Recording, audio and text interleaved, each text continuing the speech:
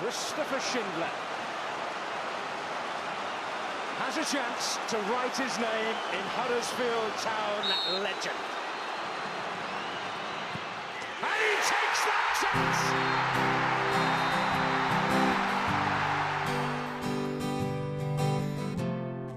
Back at Rob Edwards! What a goal for Rob Edwards! I'll be your dream, I'll be your wish, I'll be your fantasy. Squares it, 30 yards up, and the Parrot shot! What a goal! What a goal by Rajiv and the Parrot! I love you more with every breath, truly, madly, deeply do. I will be strong, I will be Williams free. streaking across the halfway line, runs into Christopher Schindler and Town knock it forward. De Poitre's forward. De Poitre's got the better of the and Laurent De Poitre scores! Laurent De Poitre scores!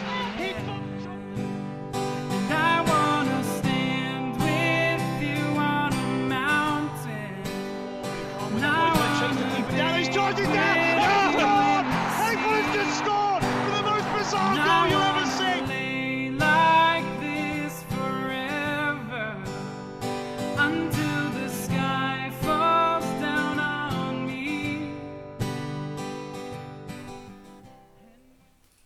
Right, welcome to a special edition of Andy Takes That Chance. This evening, myself, Matt, Neil and Kosi are joined by former Premier League referee and Huddersfield Town fan Bobby Madley. Good evening. So, Bobby, you grew up in the 1990s. Football on Sky had just taken off in popularity. New camera angles, improved sound, everything for the viewer. What makes a young lad from Ossett watch the likes of Roy Keane, Paul Ince, Patrick Vieira and friends aggressively crowd a referee whilst 50, 60, 70,000 fans spit feathers and vitriol at him and think, yeah, I fancy some of that? I'll be honest, I never wanted to. I hated referees as a player. I still do sometimes when I play. So it's, I played at, you're going to hate me for this, I actually played at Leeds United as a kid. Got released, wasn't quite good enough, went to Barnsley, didn't make it there. Went back playing for my local teams, played for Huddersfield Town, and I was scoring a lot of goals and getting frustrated because it wasn't the level of football I wanted to be playing. We had this same old bloke who refereed us pretty much every week and just challenged us one week and said, look, you're a bit gobby on the pitch, you got a chip on the shoulder. I was 16. And he said, look, you say what you want to me, but take the referee's course first because you don't know what you're talking about. And I thought I knew everything about football. Take the referee's course. So basically I went along, took my brother with me. Andy didn't want to do it either, but and many friends at that time who wanted to. So just basically took the course I can prove this guy wrong. Went and did my first game, got paid a tenner at Huddersfield Town under 11s to do this. And It's thought, all right at well, 16. all right, 16, yeah, another 10 quid next week as well. And so just basically fell into it by accident. I was tall at 16. I was sort of not far off 6 foot then anyway. So I got away with it a bit and went into open age football and just absolutely loved it. Loved the banter with the players. Missed playing. Still not, playing's still my passion. But yeah, just fell into it totally by accident. See, I've seen a young referee walk off in a junior game at Morley for getting stick from coaches. I've heard other stories of abuse for young referees as well. You started in the Wakefield League, the West Yorkshire Premier League as a teenager. I've got that from Wikipedia, so correct me if I'm wrong. Oh, well, must be right then. So you've done that. I think mine and your paths crossed, didn't we? As me as a goalkeeper back then in West Yorkshire Premier League, West Riding. We don't remember each other. It's probably a good thing.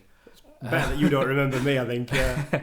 So I've played in those leagues for a while, and I know how big egos can be at that sort of level. And how was it being a 16, 17, 18, 19-year-old lad, being the disciplinarian to people that, effectively twice your age and kind of look at you and go, what do you know? You're only a kid. Yeah, it's tough. It is tough. And, as much as I sit and I read quite a lot, and I wasn't allowed Twitter when I was refereeing over here, but now I'm not refereeing here. I do have it. And I see a lot of people on there and on Facebook who are, the abuse that the referees get at the top shocking. Do you know what? I can walk past a Sunday morning pitch and I can walk past a junior game and hear a lot worse. And we're making it difficult for young referees now because some of these guys, you can qualify as a ref at 14-year-old. And for some reason, these people go and watch their kids or they go and watch Sunday morning football. And they just think because they've got a referee's kit on, it's okay to abuse them. It's okay to shout this stuff at them. And they forget they're actually shouting this to a 14-year-old kid. And that's not acceptable. So it is tough. And even if I go referee a Sunday morning game now, I'll probably still get it. I'll still get the same stick. You know, just doesn't matter how good a referee you are. It's still that passion and that Do you ever feel desire like to popping win. a wig on and then so they don't know who you are? That's quite baldish, that, actually. I don't appreciate that comment. Thanks for Bobby, this. It started already. What advice would you give now for an aspiring young referee who wants to get to the very top, not kind of Unibond League or whatever, but where you been and that as well? What would you say? What would they need? You've got to work hard. You've got to have a thick skin, and that's not justifying and saying, "Oh, abuse is part of football." It really isn't. But anyone who gets into refereeing to be popular is sorely misguided. Do you know what I mean? You won't be a traffic warden because you want people to like you. So basically, go in and referee as many games as you can. I see a lot of young referees who want to ref the FA Cup final next week. Do you know what I mean? As soon as they qualify. And they'll do 20 games a season and think it's enough. When I was refereeing at 16, 17, I was doing 120, 130 games, 5 a weekend sometimes. And all right, the money's good for that. But every game you're trying to learn something. And not being scared of making mistakes. Not going out and telling people how good you are. Not believing it when people say, "Oh, you're a good referee, you." Because you're only as good as your next decision as a ref. And you have to remember that. Do you know what I mean? You're always one decision away from a big fall.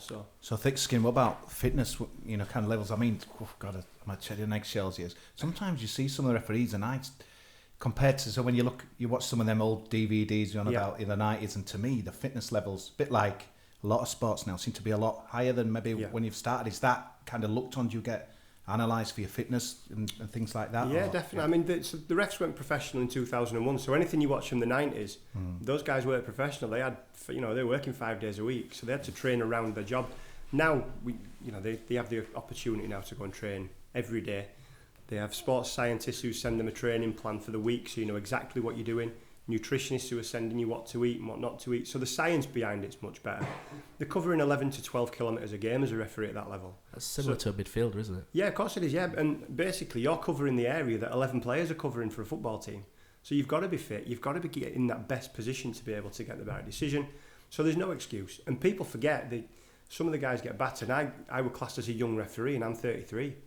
As a footballer, I'd be coming to the end of my career now. So as a ref, the average age of the referees in the Premier League is 44. So at 44-year-old, you're keeping up with 20-year-old lads. You've got to be fit. You've got to be working hard to do that. So one of the worst incidents I ever saw when I was a goalkeeper, and this is, I used to play in the the West Yorkshire Premier League and whatnot on a Saturday. On a Sunday, I used to play in the Heavy Woolen League. All right, yeah. One incident whereby I'm not going to name the club, even though the club handled it brilliantly afterwards. A decision was given against a striker who didn't speak great English. Yeah. So he couldn't get his, what he wanted to do out. So he can communicate properly with the referee. His frustration boiled to him turning around and kicking the referee up the backside quite hard. The referee then called the game off. Yeah. Has anybody ever sort of been physical to you? Have you ever got anything like that? Do you know what? I think I've been lucky in that sense. I really do. And the referee does the right thing there. If you're assaulted as a referee, there's no one there to protect you. And the best thing and best advice that we give is at local level, just abandon the game. Yeah, that's what I did. You have to look after yourself. I've never been in a position where I've felt physically threatened by a player. That's not because I'm a good referee and only bad referees that happens to. Maybe I've been a bit lucky. I talk quite a lot when I'm on the pitch, and I try to build relationships with players as quickly as I can before a game. And they'll disagree with the decision, but if you talk to them as a human being and show that respect before it's actually showed to you, rather than turning up and just expecting people to bow down to you because you're the referee, I think that helps a lot, because you start, breaking down barriers. But you'll always get the odd idiot. That's the thing. But I read some stories about, it's an epidemic in football about assault on referees. One assault is too many. But I read last year, I think there was 82 cases of assaults on referees across the country in a season. Now, I can't turn around and say that's good, but bear in mind... Zero, really. Well, it should be zero, yeah. But, you've got 20,000 attacks on nurses. So society has to look at itself a lot of the time. It's not just people playing football. We've changed as a society over the last 20, 30 years. So I think referees, if they just try and build those relationships, it does help. Mm-hmm. So you were fast-tracked. What's the process of fast-tracking? Because obviously, Kosi's mentioned fitness. Do they look at talented young referees and do they think, right, this guy's going, or guy or girl's going all the way to the top, what we'll do is we'll move them on? and therefore you find yourself almost parachuted into a really high level at quite a young age. So there's a little bit of a myth in this. So there's no referees that are fast-tracked. Okay. So that is a bit of a myth. So you basically, I won't bore you with too many details on it, but you start as a level 7, you hopefully work your way up to level 1, which is Professional Football League, Premier League, and level 0, which is an international referee. So every referee has to start at level 7. So it's a bit like the police, you have to start at the bottom and work your way up. Yeah. I went from 7 to 6 after a couple of years. I then went from 6 to 4. So if I was fast-tracked, I was maybe It's only one. that. But those levels are only Sunday morning football. So level 4 is your first level where you played at West Yorkshire League or County Am. So okay, after a few years I was put to that level. You're then graded every game, you're assessed every game, you're marked by the clubs every game, and referees have a league table. So basically, if you finish top of that league table at the end of the season, you get promoted, just like a team. Okay. So after one season, me and Andy actually finished top 2. They took 2 that season. We got promoted up to level 3, which was the Unibond League. A couple of years later, finished in the top 5 nationally, get promoted to the conference. So you've got to finish at the top. So there's nobody looks at you and says, "Oh, we'll pick him out." Every time I've been promoted, it's because I finished Top of the league. in the top whatever. So it is a fair system. It is a fair. They don't just pluck a lad and say, "Oh, he's young and fit. He's 140th in league. We'll have him anyway." Yeah. It is a fair system. So there's probably another myth then about box ticking for absolutely different referees. Yeah, absolutely. So they have to be of a certain quality, and they have You've to got to be. Yeah, they can't risk put you into professional football if you haven't proved yourself doing it. And again, people look at, I said John Brooks, for example, as a championship referee. John's maybe 26 now. Young lad, fit lad, quality referee. And people look and say, "Oh, what experience has he got?" Well, he's probably got about 800 games worth of experience behind him. That's what he's got. Because he's come through the levels. As well. Stuart Atwell. Stuart exactly the same. Yeah, he's just gone very quick. Yeah, but Michael Oliver again went very quick, and look at him now. He's one of the best in the world. So the cream, and I'd probably take myself out of that, but in terms of Michael, the cream does rise to the top, and he's proved that it stays there as well. Good. So in 2013, you made the Premier League. 3 years after starting in the Football League, so that's successive promotions by the sounds of pretty much. No, because the Football League referees at that time did all 3 divisions, right. So there wasn't a promotion through the leagues that Football League refs are. You would do Championship 1 week, League 2 the next, League 1, League 2, Championship, so just wherever. Obviously the better performing ones would be more in the Championship. Okay. You had a bit of a baptism of fire, didn't you, in your first Premier League game? Southampton versus West Brom, and made a name for yourself with, was it 3 sendings off for violent conduct? Just the 3, just the 3 red cards. Just announce yourself. Exactly. I mean, I got the point. I was still a Football League ref at the time, so I hadn't been promoted to the Premier League. Damn Wikipedia, see. Yeah, it just all falls down, doesn't it? Correct. Season had gone well. It was almost an interview, I suppose. So I've gone down to Southampton, long drive, went down on the Friday night. And you kind of, as a referee, what you want when it's match of the day is you want no yellows, no reds, no pens, no controversy, 0-0, last on match at day, nobody's talking about it. Or you want a 6-0 drubbing where there's nothing, do you know what I mean? Because then they're not focusing on the ref. So I've gone down to the game. I've got Phil Dowd as my 4th official, who was a top international referee. Mike Malarkey on my line, who'd just done the World Cup final for Howard Webb.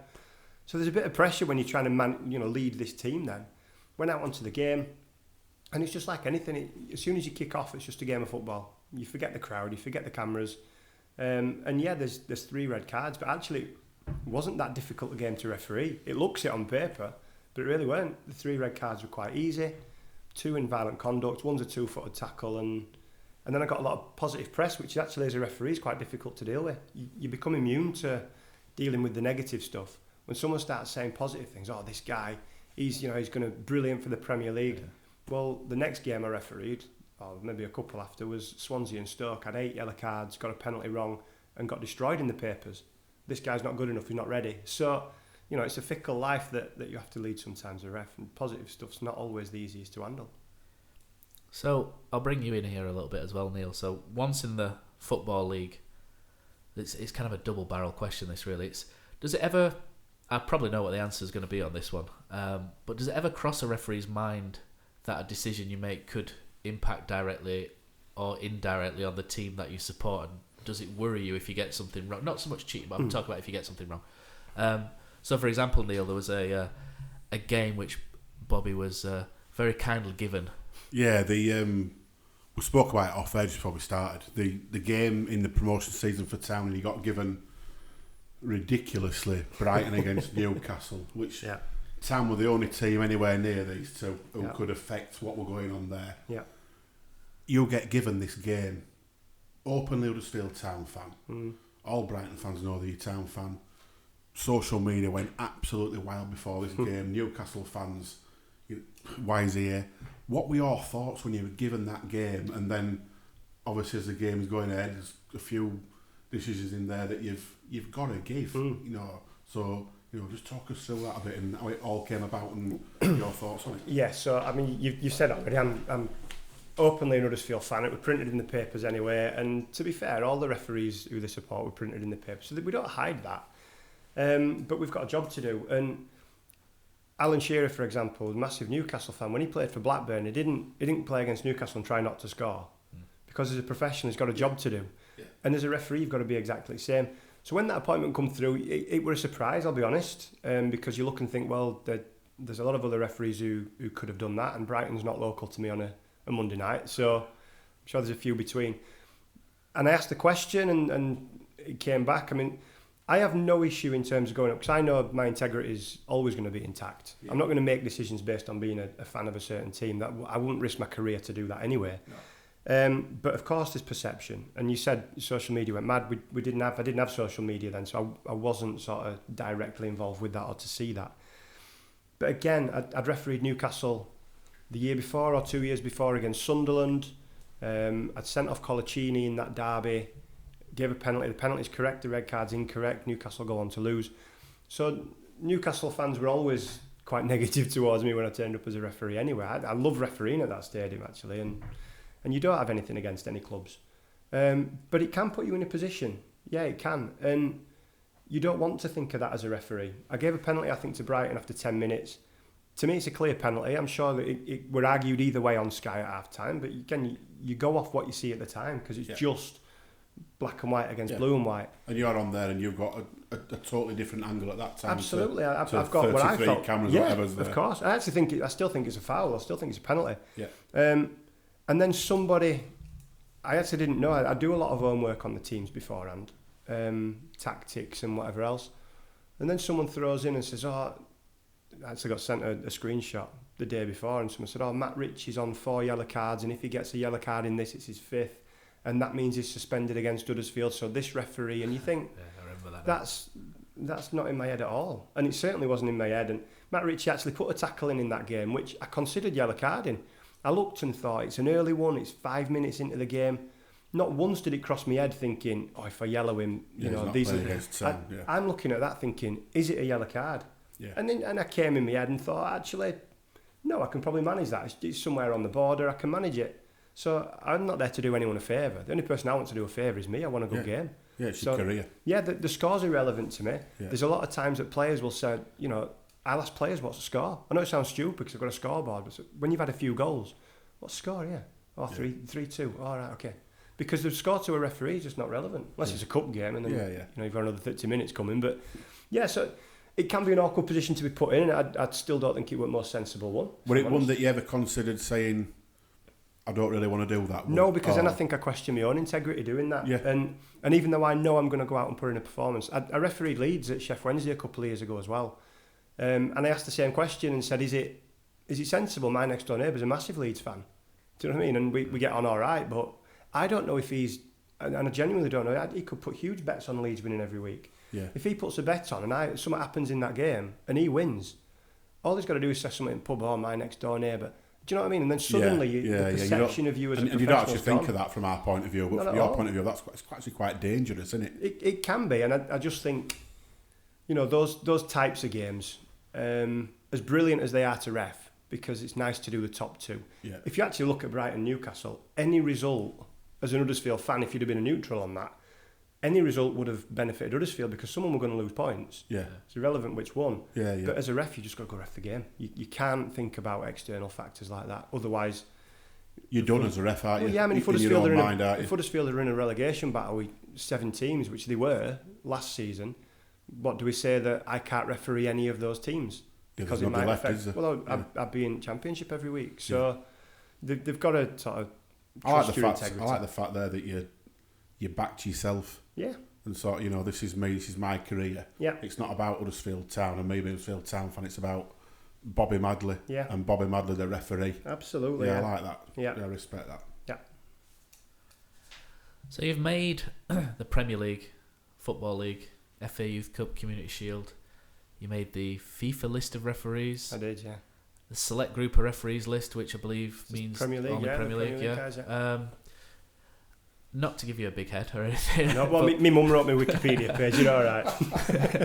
what would you could tell, this is the level of research I've gone into. For There you go. But what would you say, out of taking everything into account, what would you say your best achievement out of everything is that you've done so far that you're most proud of? And it could be anything. It could be the best game, or it could even be doing that referees course on. Do you know what?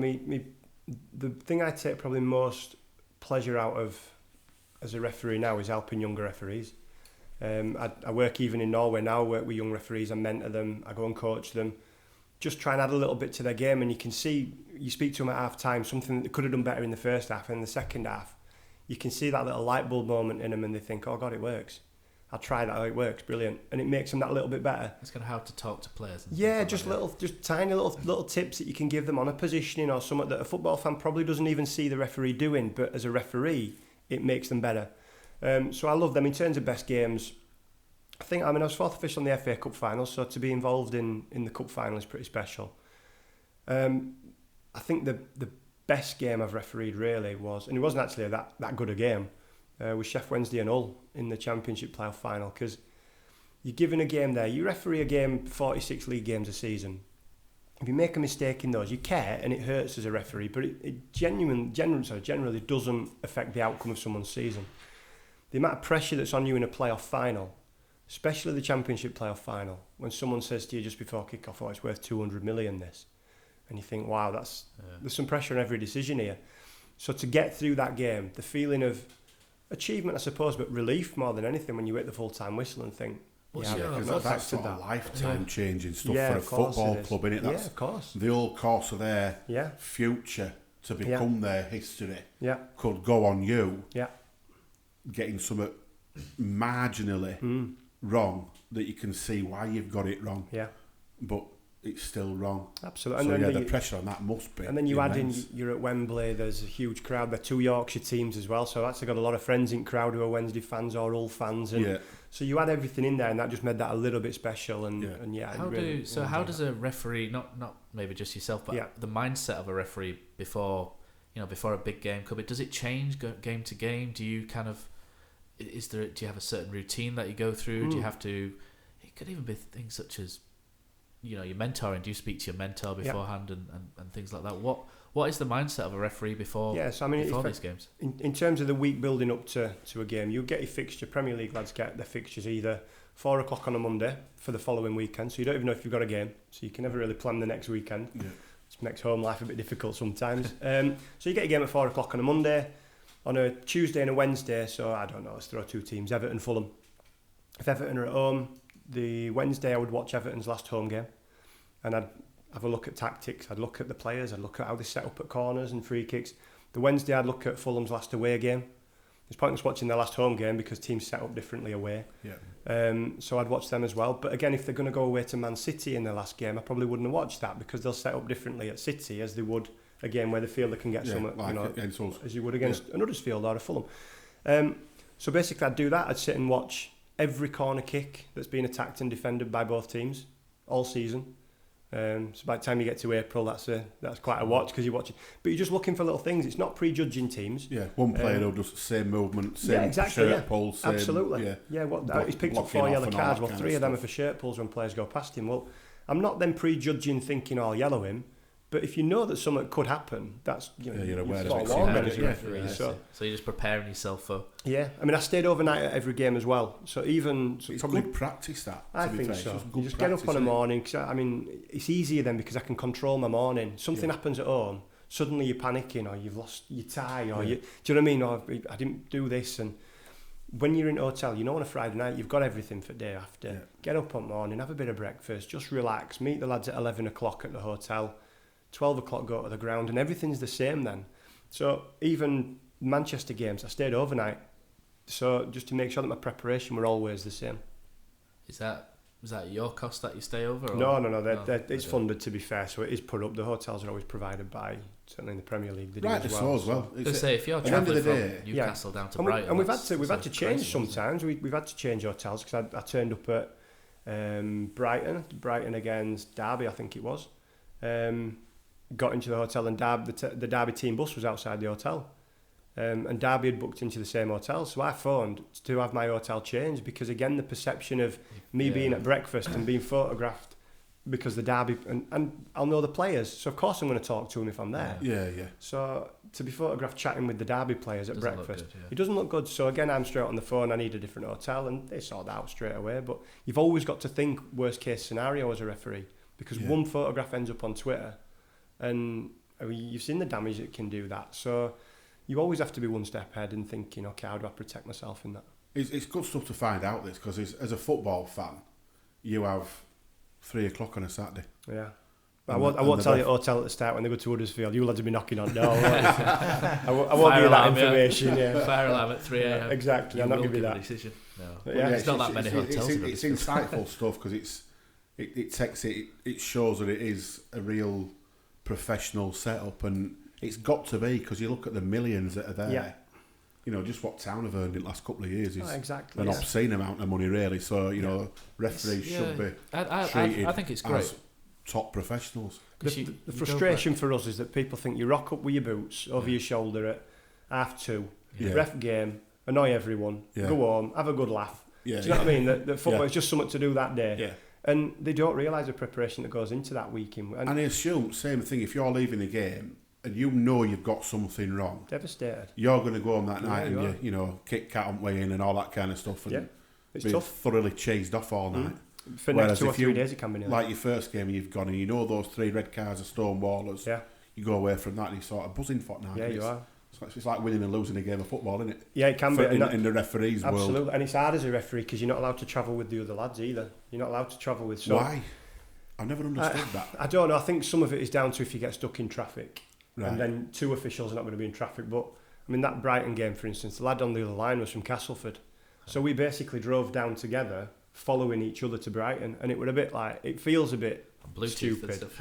Yeah, so you're just chatting in the car on the way down. And I'd understand that if you were going down same on day yeah, game, yeah, absolutely. and you might get stuck in traffic. But if you're going down day before, your chances you're not getting there both years. I know. Yeah, you it's slim, innit? Other than something that's don't bear thinking about. Yeah, exactly. So it does, but I suppose if they've just got a policy and you stick to that, then it means you're not going to bend it. But yeah, so it can be lonely. You drive away from a game when you've made a mistake. That Swansea game, for instance, where I knew I hadn't refereed well, I've given a penalty in the last minute, which has affected the outcome of the game for an handball, and you look at it back and think, what did I see? I mean, that incident, I gave the penalty, so I've pointed obviously towards the penalty spot, which can look like you've given a goal kick sometimes. Yeah. And Peter Crouch, the penalty was to Stoke. Peter Crouch, when it happened, turned around, saw that my hand was pointed straight out, thought I'd pointed for the goal kick, and actually screamed at me, "It's a corner." So as soon as I give the penalty, and the lad I've given the penalty to is telling me it's a corner, that's when you think, I might have got this wrong here. Yeah. I might be wrong. He scores, it's 92nd minute, and then you've got a 5.5 hour drive home from Swansea on your own, and it's not easy. It's not easy. Yeah, soul destroying stuff. Yeah, it can be. Yeah, it can be. Yeah. So that kind of tags on a bit to the next question I've got here, where infamously this season Michael Oliver's phoned David Wagner a couple of times to apologise for incorrect decisions he's given on a Saturday. According to David Wagner, it could be true, could not. He made on Saturday. Have you ever had such a poor game that you've kind of picked up the phone and gone, I need to speak to the manager and say sorry? I always made a point, and I don't know whether that's true or not for this season, I genuinely don't. I always made a point that if a manager had a gripe over a decision, we're not allowed to look at decisions while we're at the stadium. So I don't actually know. I can be told I'm wrong, but I've not seen it with my own eyes until I've left the stadium. So there is times that a manager will come in and say, oh, but I think this is wrong. And I'll happily say to a manager, look, call me on Monday or call me tomorrow and we'll talk about it if you want. Yeah, when I've had a chance to actually look at it. Yeah, and then they've calmed down as well. So rather than them saying something that then I've got to report, because I don't want to do that, because I understand frustration is part of the game. Yeah. It's amazing. And it doesn't happen often, but there are certain managers who would always phone you after the game. Yeah. A lot of the time to apologise, to say you're right. And I know it might come as a surprise, but Steve Evans was one of them that always took the time that if he had a go at you on the Saturday and said, "Oh, your decision's wrong." I did him at MK Dons once and sent him off at half time actually for his reaction in the tunnel. He phoned me the next day to apologise and said, "I've looked at it back. You're absolutely right." And yeah, bit of class. I think it is. Yeah. I think it is a bit of class. That's not saying it's not classy of managers who don't do that, but they don't have to. I've never once had a manager phone me up and rant the day after, ever. I've apologised and said, "Yeah, I've looked at it and I was wrong."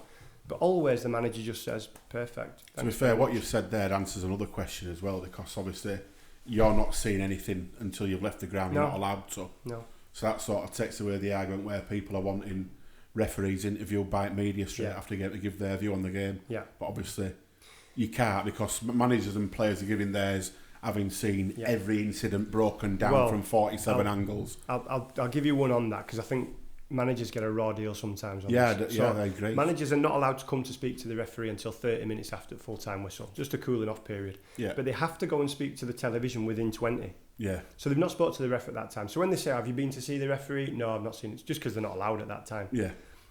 The amount of times that a manager then comes after 30 minutes, having done their interview and ripped you to bits, they haven't seen it.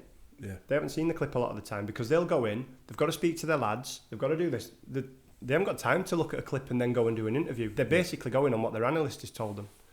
And the amount of managers who come in and say, get your sort of opinion on it, and they go, "Right, yeah, I understand that. I've just cost myself about £40,000. If I'd have known that before I'd gone in front of a camera." Yeah. And I'm sure television do it for a reason. Their emotion is still That's high. what it's all about, They isn't it? want that That's reaction. what it's all about. So it's a bit unfair to the managers sometimes, because there is a good dialogue between Well, that goes back referees to and when managers, yeah. Kevin Keegan had that rant in It- the famous one with Perfect Ferguson. television for him. Yeah. It's great TV for him. And it's been exactly shown of course it is. ever since, Yeah. hasn't it? You know, Still gets quoted now. Yeah, doesn't it? yeah. So Yeah, that's, I would love it. Yeah. Yeah. that just shows you, but it's quite. I mean, I've only managed Sunday League sides, and I know how. You get carried away. Yeah, you get irate and end at game, and if somebody then wants to, I don't want to talk to anybody. Then No. I'd rather go and punch somebody than Yeah. talk to anybody. Yeah, yeah. And at that point there, somebody goes like that. Correct. And what's your thoughts on this? Yeah. But then consider, by the time you've gone back to the pub, and if ref goes back for a pint and a few chips, you can actually have a reasoned conversation. Always used to. Yeah, we always agree, used to invite referee back and make sure they come, get them a couple of pints, make sure they got food first, all that kind of stuff. There's And then talk to them So sensibly. there's a reason for that, and that's football does that to you, doesn't it? So you do need that cooling off period. Yeah, I've got quite a good story there. When I used to play in Sunday League, there was an incident. We had one of my mates playing in midfield against another one, and the guy sort of swung an elbow at him and really connected with him. And my mate's quite tough, and he kind of like pinned him down, and he was proper itilised. So they both got sent off. But the referee at the time, we finished. At the end of the game, everyone just, all right, fair enough.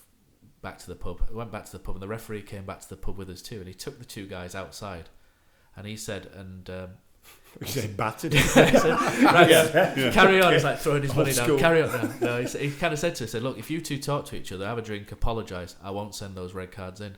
And I thought that was the first. I think probably about 21, 22 at the time. First time I thought, that's actually brilliant. We had a bit of that. Referee got suspended if they found out, so don't name him.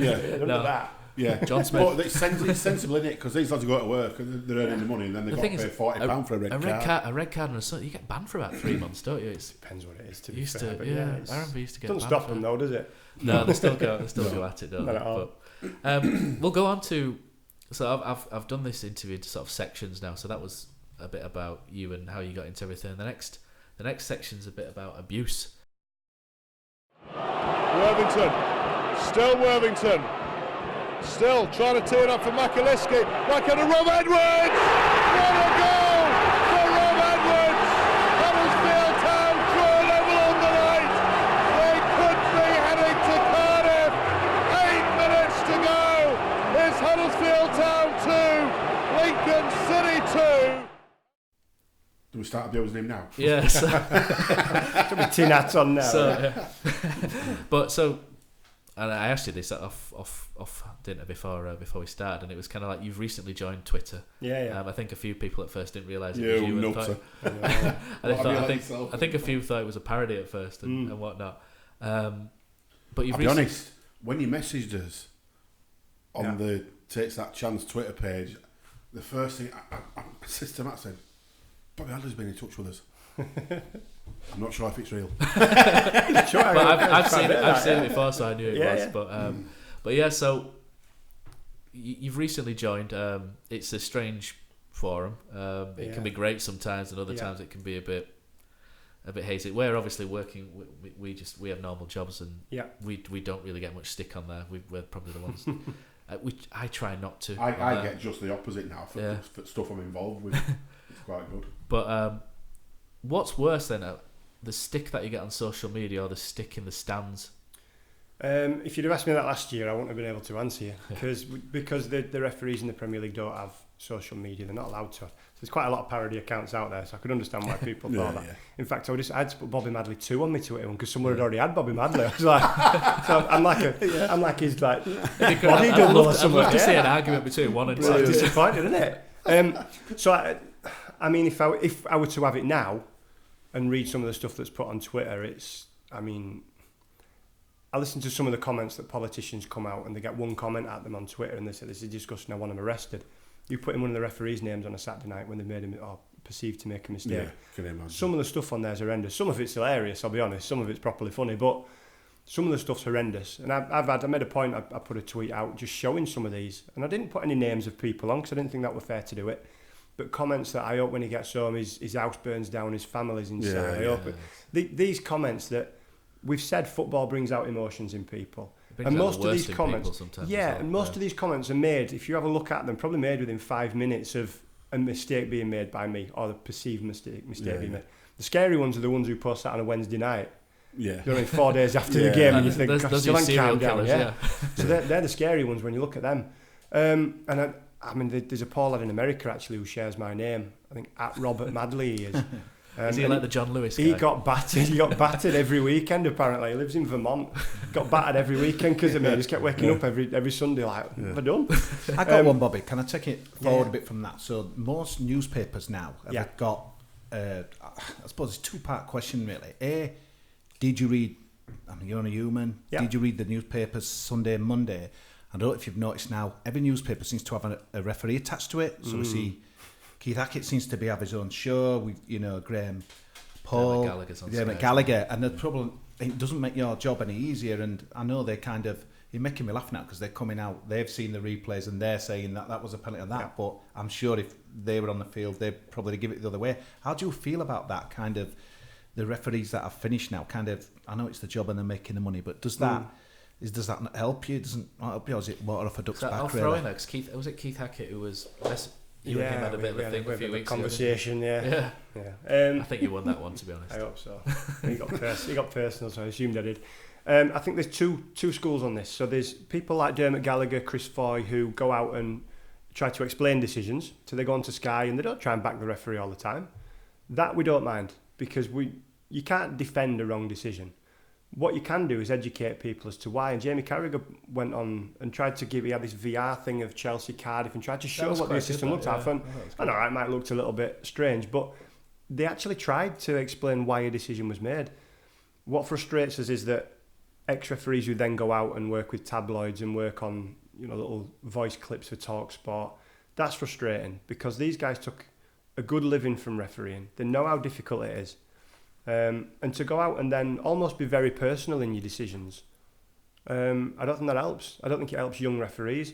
What it does on Twitter, and I've had a look, there's no referees who answer back to that. There's no referees who answer back to these comments when they say, the assistant referees had a mare. No young referees write back and say, this is brilliant, thanks for that. What it does is it opens up to the fans who then jump on the back of it and end up with proper abuse of that person. So, I mean, as referees, we don't have a closed shop. We don't stick together. But I think it's wrong. I think taking it one step further, and rugby league's attached to football. So a great example this week, we had Phil Dowd as they always part of the commentary team now. Yeah. We noticed that's crept in. Yeah. And there were that, I don't know if you saw the game, Bobby, but the incident with the handball, and then at the end when Salah went through, which I thought, they were kind of saying that was a sending off, obviously went to VAR and it didn't give it, but it just shows, and the rugby league a number of times as well, the ex-referees, right, that's a try, and then all of a sudden it's a no try, so it just shows then the difficult the job you have, because these are people who've got the replays, the time, and they can see, and they're calling it, and to me it kind of proves to us that it's so difficult a job to do because these are ex-referees seeing the replays and still getting it wrong or having a different opinion to the video people. And we have opinions, and when you're talking about, you brought VAR in there, VAR will never be perfect, because if you're the VAR one day and I'm the VAR the next day, we can look at the same clip and you think it's a red card and I think it's a yellow card. Well, then you're almost working depending on who's in the chair. So as much as they try to get consistency of decision making on them, you're never going to happen, because you've got opinions. I have a higher tolerance level than others and maybe lower than others. So we'll never be consistent across the board, and VAR won't allow that. It'll allow for the big, obvious decisions to be corrected. And as a ref, we welcome that. You don't fear VAR to overturning your decision. You actually... I'd rather that than be driving home from Swansea having known I made a mistake. Yeah. The thing that I'd want to see, Bobby, sorry, nipping him back in there, this is what frustrates me. So we have, like on the rugby league, you have a referee. So a referee who's nothing to do with the setup there. So he's giving his opinion. I would prefer, whether it'll ever happen, I'd rather hear what you're saying to your assistant when you're kind of, then we know for a fact what kind of you're discussing, and then we can understand it a bit more, rather than somebody who's no different to me or anyone in a crowd just trying to second guess or give an opinion. That started off in rugby league. It's really weird, but now they've got a referee who's used to be a referee just saying, well, I think it's a no try. Why can't we hear the people? I mean, cricket does it really well where you actually hear what they're saying, right? So we're looking at the hotspot, we're looking, did he get an edge? So you're thinking, right, you say educating the fans, where I just think kind of the other way. It's almost like just trying to sell subscriptions and make it a bit more dramatised. Make controversy. I'd love to hear, why, some of Town's decisions haven't been given this year, or at least, understand the thought process and things. It's frustrating for us. I have a feeling you'll see it. I think it'll adapt into it. It has to, because I went to the Huddersfield Man United game in the Cup, and we had the incident with VAR there. It was just, it was probably 1 minute 30 seconds. It felt like 10 minutes. Yeah. And I knew what was happening behind the scenes, so I can almost appreciate what's going on. To everybody else, to just have on the screen that says VAR review in progress, in process, well, that's not a spectacle. Do you know what I mean? So I think what we'll move to it being on the screens. Problem you have is that Man United don't have a screen, Liverpool don't have a screen, and they don't have anywhere to put a screen other than blocking off fans. But I agree. I think you don't want to hear the referee all the time like in rugby league, because trust me, it is boring. It would really kill a spectacle just listening to what the ref's saying all the time. On the big decisions, the communication between ref and VAR, I absolutely agree. And as a group of referees, we agree. Let's have that non-robotic conversation like we are now, and just saying, look, Neil, this is what I'm seeing. He's gone in, it's 2 feet, it's off the floor. You listen to the rugby union lads. I'm not a union fan, but we did a lot of work with the Premiership referees. What they do is, when they've got a review taking place, they talk all the time. Yeah. So the refs and the TMO will talk all the time. And they've said, basically, while they're talking, the commentators can't, because people want to listen to the refs. So all that time, they'll look, they know it's a red card, but they'll educate through that conversation. And so, what I'm looking at the screen now, his arm's high, he's caught him with the elbow, it's straight across his chin. So as a fan at home, you're already making your decision and going, it's going to be a red card then. So when the red card comes out, it's no surprise.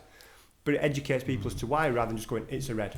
I'm ripping up your agenda here, Matt. So again, another thing that breaks me. It's all coming out everywhere. Sorry. As soon as VAR was mentioned, he's had a jammy dodger in his why can't we hear a referee being interviewed and at least explain it similar to that thing? Why can't we hear you on Match of the Day saying, this is why I didn't give a penalty, this is why I let the play go on here? Honestly, I think they get much more engagement with the supporters, but they really seem to be reluctant to kind of do that. And I bet most referees would. No problem. Yeah. At least you can agree. The thing is, though, I get that point, but having listened to Bobby now tonight, I'm almost of the thought where that'd possibly do more harm than good now. I think there's too much emotion. I think a lot of people just won't won't change their mind regardless. Yeah.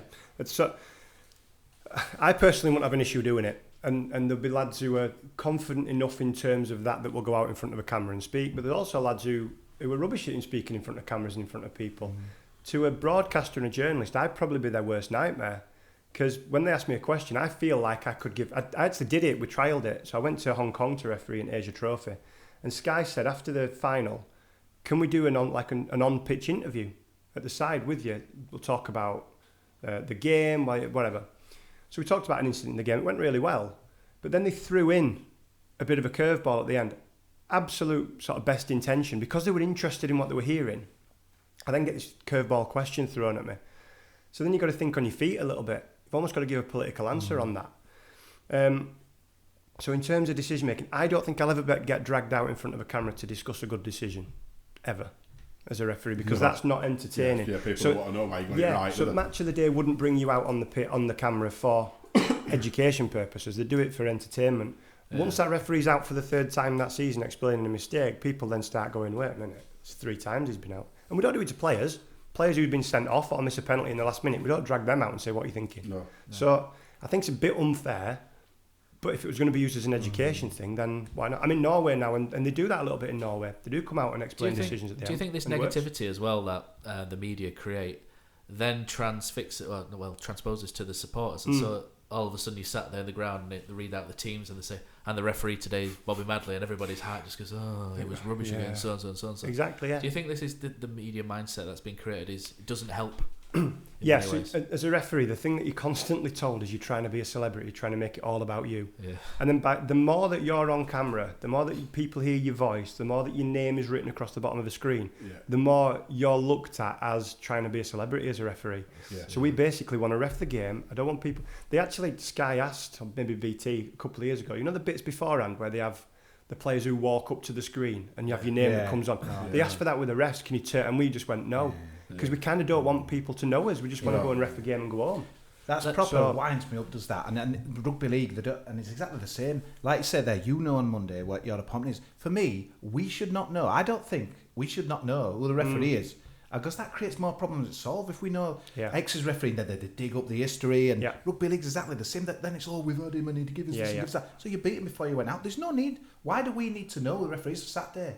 It doesn't need to be public knowledge, does it? Does it bother you on Saturday? Not particularly. But it bothers so many other people. You say, we had him before, they didn't give us a penalty. And I'm thinking, don't bother me. It is what it is, isn't it? I know, but you don't You've got to have a referee. Yeah, but who it is on back of the programme when we get to the ground. It's really by the by. Because I genuinely don't think that referees, and you've confirmed it tonight, and I believe every word you've said, I genuinely don't think that referees have any preconceived ideas about teams. Not at all. Because they're there, it's their profession, they're trying to do the best for themselves in their profession to move forward and do what we all do, try to do a good job. Yeah.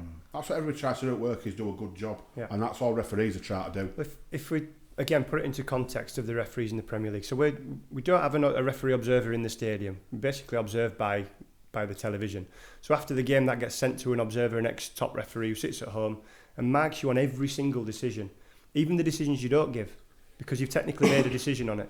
So you're looking at somewhere between 220 and 250 decisions a game. That'll come back. I usually one of the presentations I did Newcastle and Southampton. I got 2 wrong. So 215 decisions. I got 213 out of 215 in that game. Pass the test with that. 99%. One of those is a free kick on the halfway line, which is an aerial challenge. I didn't give it. It was something to note. Happy days. Nobody cares. And that most of the crowd have gone. Yeah, no one remembered it. Yeah. And then the other wrong decision, or come down as a wrong decision, is actually marked as difficult, easy, or standard decision. So it's marked as a difficult decision. Handball, 92nd minute. Didn't give it. Maybe could have. The headlines in the paper the next day was Premier League referees letting down their profession with inexplicable decisions. Yeah, I've got nearly 200, and 215 decisions right. Yeah. I've got 2 wrong. I mean, you give anyone's kid a test, maths test, 213 out of 215, and say you failed.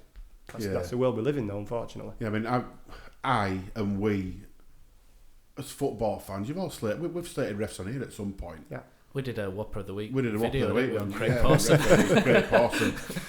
Stop it. But the thing is, it's totally as a football fan. Of course it is. And that it's an emotional response. That's what it is. It's an emotional response.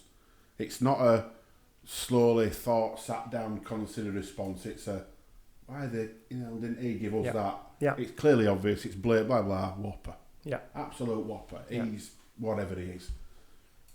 And to be honest, this is why this is really good, because I'll go away from this now more knowledgeable than I was, and I would have go, and that's got to help. And if 1,000 people listen to this, that's 1,000 people who hopefully listening, and if 10 of them go away and think, might look at this a little bit different. Yeah, we don't want to take emotion away from a game because that's what makes football great. And when I go to a game, my first reaction when a red card's given against Huddersfield or Ossett or whatever that I go watch, my natural reaction is same as you because I'm a fan. But then I sit down and I'll have a considered. Actually, I think he's right. So, but I still have that initial reaction. And we don't want to take that away from football. That's what makes football great. That is football, but the response in the ground should and is a totally different response to of course it is. A considered, thought about 3 days later. Correct, yeah. Bobby, I got a question just kind of on the back of what happened to I love Spanish football, and they're very... You often see in Spain, they're covering their mouths when they talk. So Diego Costa got sent off on Saturday. Manhandled the referee, no problem there. Well, obviously a problem getting sent off. 4-game ban. But he got an extra 4 games, and the lip readers were out and what have you. They have a programme where they find lip, and basically he had a go at the referee's mother, and he's got another 4 games. Now, they pulled out some footage of Luis Suarez doing exactly the same early in the season to another referee. The referee didn't even book him. So I suppose my question is, regarding tolerance levels for abuse, for you, because I always think that if I were getting sworn at, I'd be dishing out the cards, I'd be like, right, so I applaud what happened on Saturday. To Diego Costa, but I don't think that happens enough.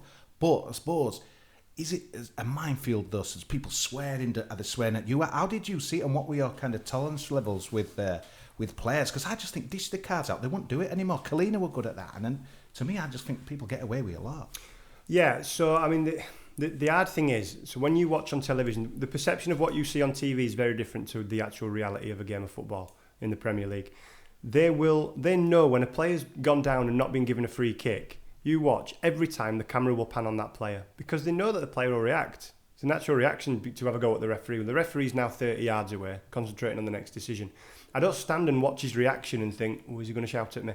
I concentrate on my next decision, so I've gone. So most of the time you won't even see that. You're in a stadium with 70,000 people, so you're definitely not going to hear it. So unless it's right in front of your face, it's hard to deal with that. I never sent anyone off in the Premier League for... We've got to get away. So swearing is not an offence in a game of football. They removed that. It used to be foul and abusive language. That's no longer actually written into law. What is there is offensive, abusive or insulting. Now, that your tolerance level will be different to mine. I think I have a high tolerance level. And I understand empathy as well, and I have to understand a player's reaction sometimes. So to me, the worst thing you can call me as a ref is a cheat. You can call me a lot of things. I think cheat is the worst because I'm definitely not that. Might be rubbish. But I've never, ever stood there and been verbally abused by a Premier League player. Hence, I've never sent anyone off. If I was, I'd send them off. So it's a discretion thing then, Bobby. There's no kind of rule say if someone says a cheat, that's a red. If someone says there's a go at your absolutely parents, down to your own discretion. And again, this is where you might understand you're in the 89th minute of a cup game, it's the semi-final. There's that much pressure, the Championship playoff final, which I discussed. I'm not saying that it's right, and it probably visually, if it's caught on television, looks wrong. But in the same respect, I can't go around, if you're at work and someone does something that negatively affects you, you don't go and smile and shake their hand. No. You might not shout it at them from 30 yards, granted, I accept that. But you're in a totally different environment on a football pitch. When someone negatively affects your job, which is what they are, you're going to react different. If I put it, I'm rambling on this one, but if grassroots football, because I get a lot of it, grassroots it happens and you don't deal with it in the Premier League. If you play poker, if we sit around here now with poker and just play a game, we'd have a few beers, lights on, we'd have a chat, TV in background. You watch poker played on television, it's exactly the same game, but there's no TV, there's no beers, it's a dark room, they've got sunglasses on inside. So you put £1 million in the middle of the table, people react different because it's their job. And football, we have to understand, is exactly the same as that. But Leeds are giving it straight to Moy again, who shoots. What a goal, Aaron Moy! An absolute thunderbolt delivered all the way from Australia. And that's good. I think what we'll do is in terms of abuse, we'll move on to the rules section because we kind of jumped in and out of that. So one thing that I was always told was the best referees are the ones that you don't notice are here, and that was always one. I would add a bit on that you do when you need to. So you don't see or hear them, but if you need to see them, you do. So I think that's. Yeah. So we'll move on with in terms of rules. And Kosi, you've got. Oh, this is the one question. I honestly don't. I'm dreading this. It's just handballs, Bobby. I honestly don't. Yeah. I have so much sympathy with referees because this week's proven it again. I really don't know what an handball is. Is it ball to hand? Is it intentional, what it's supposed to do. I'm seeing people, especially in other countries, kind of jumping with their hands behind their back. You hear, what's this thing now that where you, if there's arms outstretched in an unnatural position? Honestly, I can see a point soon, especially when VAR comes in, where people are not going to, if they've got a free kick quite far outside the box, they're going to probably aim for an arm rather than thing is, goal. as well, this is where VAR's confusing, because it's good for other stuff. This handball, though. It's not like goal line technology is fantastic because there's no grey areas. It is what it is. It's black or white. It's a goal or it that Man United goal last night, that was a Barca goal. That was a perfect example of it working well. Well, there's other examples where the one that Man U got, the penalty against Paris. Yeah, that's what I was thinking of. Yeah. You could put 10 blokes in a room, you'd split the and room. then you could split the room, and that's a pen. And then there's the one that Town, in my opinion, should have had Stonewall against Liverpool. And there was but the again, Arsenal, you put that 10 men in a room, it's probably a 6-4 split again. Yeah, because we had the same thing that Man United had against Arsenal, didn't we, at the weekend? Where was it Mustafi or the Koscielny, one of the two centre backs, put their arm up, didn't it? How can you simplify it for us, Bobby? So when we go to a town match next and we shout would you we know we would you have should given have the a Man U penalty against Paris? I personally don't think it's a penalty. I didn't either. But this is where it's really tough as a referee, because, as you said, there's a lot of things that are black and white. Yeah. Handball's one of those that isn't. It's a natural or unnatural position. Well, I've never played Premier League football. I've never defended a cross in Premier League football, so I don't know where my arm would go. So we actually work with the players pre-season on that. We go in and speak to clubs. So I went into Huddersfield, Palace, Liverpool, went and spoke to their teams, and we actually showed them this is what our expectation is of handball. The difference then is that certain countries will say, this is our interpretation of handball. Spain, for example, will say if it hits your hand, it's handball. Yeah, they do. So this is why you see lots of Spanish defenders standing with their hands behind the back. Yeah. In England, for us, it has to be deliberate. So they've changed next season that you can't score a goal with the hand, whether it's deliberate or not. So that's new, but it has to be deliberate. Now, again, you can probably look and say 95% of handballs, the player doesn't mean to handle it, but that deliberate act is bringing your hands away from your body, making your body bigger, turning and blocking a shot, which you might not mean to do it with your hands as a goalkeeper would, but you've deliberately put your hands there. So it is difficult. This is really difficult to be able to just, in words, say, oh, this is handball, this isn't. Because a lot of it's down to interpretation, how far away from him, the speed of the ball. Yeah. So what's the European? So obviously it works it out for me that Spanish one, because they're giving so many penalty handballs, it frustrates me. So what's the kind of Champions League? Ask the ref, is this, isn't it? So if you're Champions League, is it a middle ground? Do they have different rules or what? Because that must be a nightmare if you've got, say, Spain v England, where how it really is, and that's why when you watched England when they went to the World Cup, in their friendlies beforehand, they brought one ref in from Asia to ref a game, one ref in from South America, just to see what the style of referees were. Yeah, these are things that you don't think about. Yeah, so for us, when we go and referee in Europe, if I were to go and referee in Spain, I almost have to adapt to the Spanish style of refereeing, because it's all well and good me saying, oh, I ref in the Premier League, I'm going to referee the English way, up you get, bit of contact. Well, I end up with a riot, because everybody expects, you have a Spanish against an Italian team, they expect little free kicks for little touches, whereas in England, it'd be get on with it. So you almost have to adapt and referee in that style, which is tough. Like a player would do. Of course it is. So if you watch again in the Champions League, any time a foot is raised into a tackle, you're going to see at least a free kick. In England, we get on with it. So there's a lot of it is like national interpretation as well. That kind of leads on to something I wanted to ask as well, because we grew up watching football in the 90s, Neil. 80s. Slightly earlier. So you'll remember like Terry Hurlock, won't you? Like what things he used to do, Darren Bullock, players like this. Mick Kennedy, God bless him. For me, contact is a question. Now you always see penalties given, and it's always there's contact, so it's a foul, and that's always one thing that really annoys me, because it's a contact game. It seems to me like we've gone from it being really physical and get up, get on with it, that kind of thing, to sort of being quite strict now, and any sort of slight nudge and things that is sort of ending as a foul. And one thing in particular is penalties as well. There's a lot of teams seem to get a lot softer penalties than what they perhaps did 15, 20 years ago. Has there been some kind of change in the law or a directive that's been brought in, and is it different in different leagues as well? So this is a bit of a two-pronged question. So when we watch Town in League 2, you probably get more agricultural tackling, and do referees then give a less. Is there like a because subconscious way you think this guy's probably not as good as what Cristiano Ronaldo is? I'm going to give more of a a What I don't concession like, for his talent, if you like. Yeah, the bit I don't like about it, you'll probably answer it in the question, is where it's almost spoken about now as, and you listen to all ex-pros, so-called experts, on Match at Day and Sky Sports and what have you, and say he's been touched, it's his right to go down. Just read my mind there. I hate that. Try and be a referee and get that. So, to answer your question, that for me is the biggest frustration, because we understand that football's a contact sport. You also have to understand that when a player like Mo Salah, Eden Hazard and Zaha are running at players at Speed pace, real pace, if you run in that garden and I give you the littlest touch on your ankle, it can cause you to fall over. So just because you see it in slow motion, it doesn't show the real perception, the reality of that. So you've got to judge that as a referee. The worst thing, he has a right to go down. Well, I'd often say to players who would take contact and go down and then ask for the penalty, they've not dived. So there's just because it's not a penalty, so it must be a yellow card. Well, not really.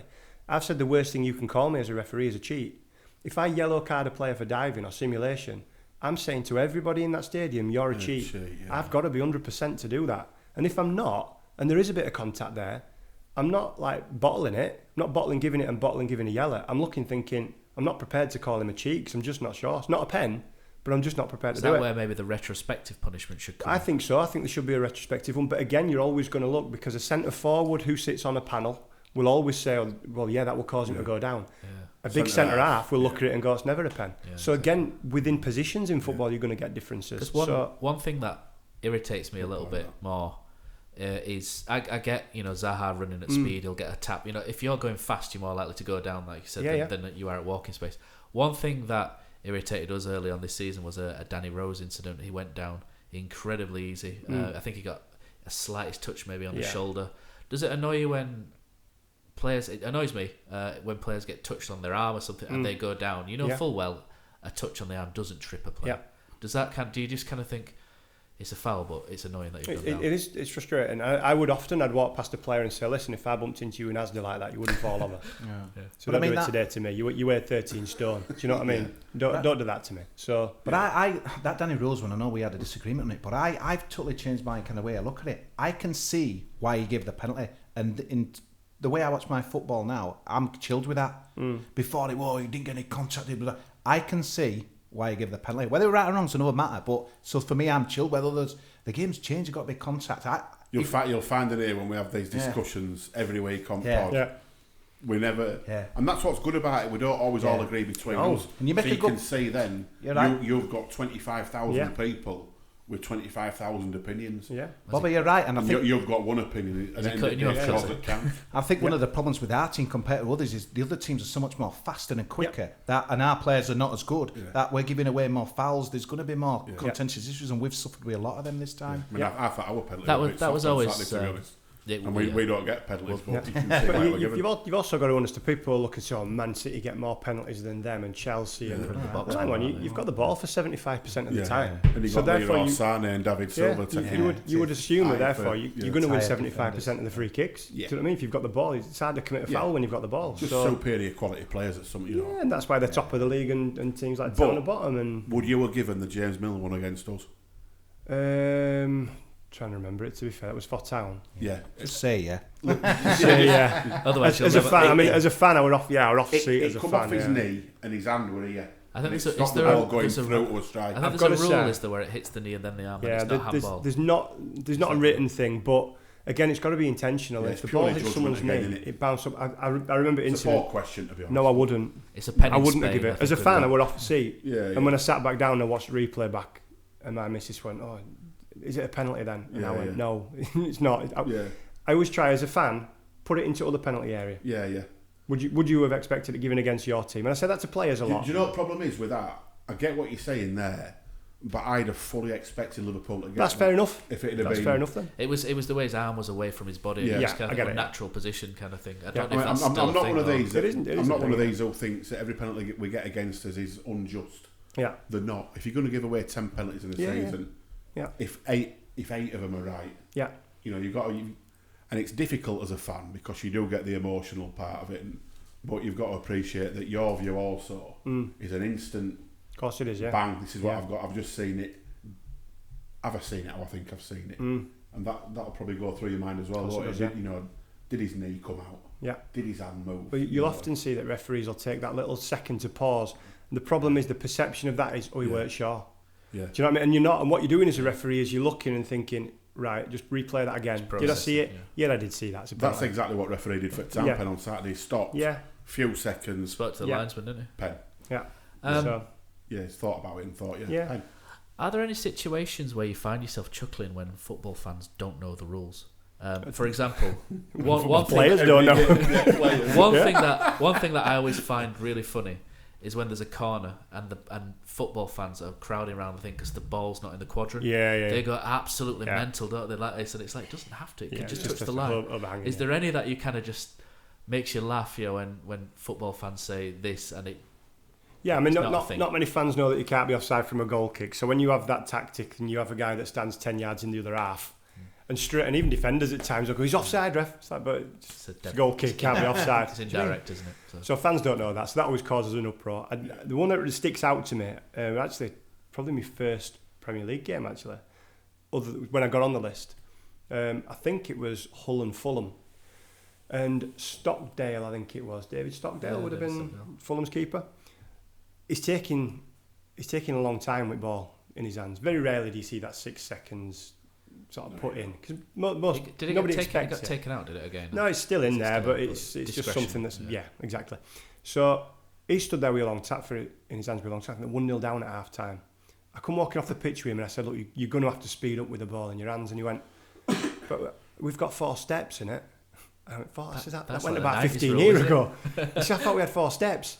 I went, no, you've got 6 seconds, you've got to get rid of the ball, otherwise it's an indirect free kick. You had 4 steps when you were 12. Yeah, well, he come out for the second half, and every time he caught a ball, he just launched it every time.